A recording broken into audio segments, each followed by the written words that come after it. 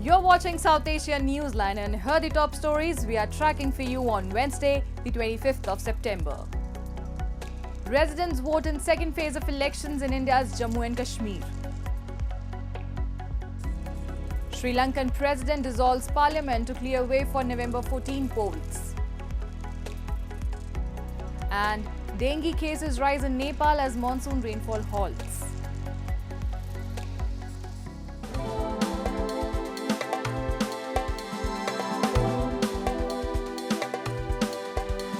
Now for all the details. Voters in India's Jammu and Kashmir cast their ballots in the second of three phases of regional elections on Wednesday, the first provincial polls being held in a decade in the Himalayan region. Voting in the current phase was held across 26 electoral constituencies, including Srinagar, where around 9 million people were registered to vote for the assembly elections.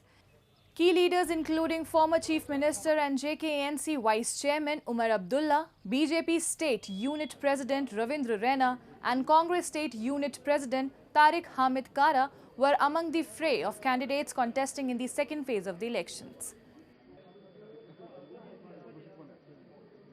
ने अपने मुस्तकबिल के लिए डाला vote जो हमारा मुस्तकबिल जो काम अच्छा चलाएगा वो उसके लिए हमको करना है काम वो तो उसी लिए डालते हैं अपना नुमाइंदा चुनने के लिए अनएम्प्लॉयमेंट अभी यहाँ पर बहुत है उस वजह से यहाँ के जो छोटे नौजवान हमारे यूथ है तो वो ड्रग एडिक्शन में फंस गए हैं ड्रग एडिक्शन ले रहे हैं अभी हम चाहते हैं कि हम इस मतलब किसी ऐसे कैंडिडेट को हम लाए सामने ताकि ये ड्रग एडिक्शन पे भी रोक लग सके A delegation of foreign diplomats from at least 15 countries, including United States, Singapore and South Korea, also visited Jammu and Kashmir to witness the second phase of polls in the federally administered territory. India's foreign ministry had invited top diplomats from several countries. They said they were happy to witness citizens exercising their democratic right to vote and do comparisons to electoral systems in their own countries. The third and final phase of election is scheduled for 1st of October and votes will be counted on 8th of October with results expected the same day. Weeks after India's Foreign Minister SJaishankar said India and China have sorted almost 75% of their border dispute, he said New Delhi has difficult history with Beijing and added with 75% statement he is only talking about the disengagement part. Jaishankar, during his interaction at Asia Society Policy Institute on Tuesday, said India has a difficult history with China, including the conflict in 1962. He said while it took years to reach a modus operandi and multiple agreements for developing a relationship and ensuring peace in the border area following the 1962 war, all were violated when Beijing moved a large number of forces to the LAC. The Indian Foreign Minister acknowledged that much of the disengagement at friction points has been managed. However, he emphasized that challenges persist, particularly concerning patrolling rights along the border. He stressed the importance of de-escalation as the next step in improving relations with China, and until peace and tranquility are restored on the border, it will be difficult to advance the broader India-China relationship. Despite these very explicit agreements, we saw that the Chinese, we were all in the middle of COVID at that time, if you remember, moved large number of forces in violation of these agreements to the line of actual control. And once troops, and we responded in kind, and once troops were deployed very close up, which is very dangerous, it was likely a mishap would happen, and it did happen. So there was a clash, and a number of troops died on either side. And that has since, in a sense, overshadowed the relationship.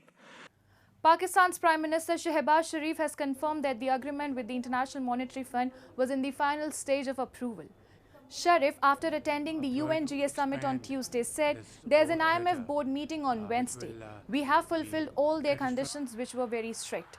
He profusely thanked China, Saudi Arabia and the United Arab Emirates, saying that without their support, this would not have been possible. The IMF's executive board will discuss Pakistan's $7 billion bailout program, allaying fears of a prolonged delay in much-needed funds for the country. The South Asian nation struck a staff-level agreement with the global lender in June, but board approval for the 37th month program has been pending since then. The tough measures taken to win the approval, including hike in essentials and taxes, has hit all sections of the society. And in a show of solidarity, retired government employees in PoJK recently took to the streets to protest the government's decision to cut pensions for widowed women. They claim that this move is a direct result of IMF-mandated austerity measures. A report. Retired government workers in Pakistan-occupied Jammu and Kashmir staged a protest outside the Secretariat in Muzaffarabad recently to express their outrage over what they termed IMF-dictated pension cuts. The protesters flagged concern that the government's decision to terminate pensions for widowed women is going to further worsen the dire situation these vulnerable individuals face amidst escalating economic challenges and rising inflation. वो मुतालबे हमारे बड़े अहम हैं जिसमें हमने ये कहा कि बेवा बेटी जो है उसकी पेंशन इन्होंने बंद की है ये पेंशन इनकी बहाल होनी चाहिए जब तक के पाकिस्तान में वो बहाल है उस वक्त तक ये बहाल रखनी चाहिए और 200-250 केस है ये सारा 200-250 केस है ये गरीब ख्वातीन है इस वक्त कोई ख्वातीन आई भी हुई है हमारे पास इस वक्त जो वहाँ पर मौजूद भी हैं इनमें से दूसरे नंबर पर ये है कि हमने ये कहा था कि ये जो आपका 10% बकाया है यकम अप्रैल 2022 से लेकर 30 जून तक है ये हमें ये 3 माह का बकाया दे दिया जाए. The protesters also asserted that pensioners in PoJK are being denied the recent pension increase announced by Pakistan's Prime Minister. They lamented the authorities in the occupied region are least bothered about their concerns and are only there for economic depredations to fill Pakistan's treasuries.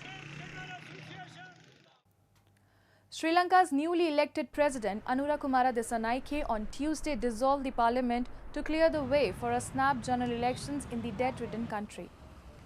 The parliamentary election will be held on November 14, the government gazette notification said, adding that the next parliament would convene on 21st of November.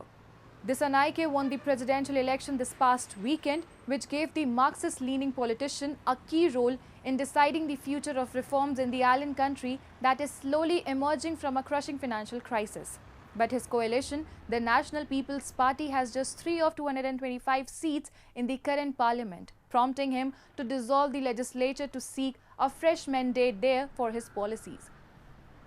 The move has, however, got mixed reactions, with some labeling the snap elections as another massive expenditure. තවත් විශාල ධනස්කන්ධයක් වැයවීමක් විතරයි. පාර්ලිමේන්තුව විසිරෝප එක හොඳයි කියලා හිතනවා. මොකද පාර්ලිමේන්තුව විසිරෝල කරලා නව පාලනයක් ඇතිකරන්න අලුත් ඡන්දයක් තියලා අලුත් පාලනයක් ඇති කරනවා නම් වඩා හොඳයි කියලා හිතනවා. Meanwhile, the island nation on Tuesday also got its third woman Prime Minister after Dissanayake appointed college professor and first-time lawmaker Harini Amarasuriya as the new Prime Minister.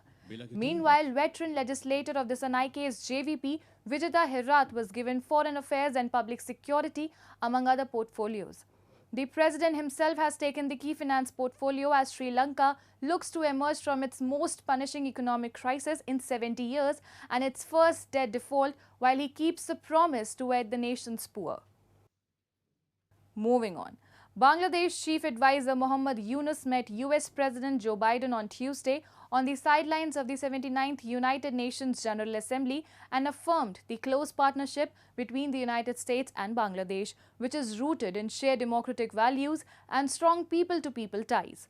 A statement by the White House said President Biden welcomed further engagement between the two governments and offered continued US support as Bangladesh implements its new reform agenda. The press release from the Bangladesh side stated that during the meeting, President Biden expressed US government's full support to Bangladesh and the Professor Yunus-led interim government.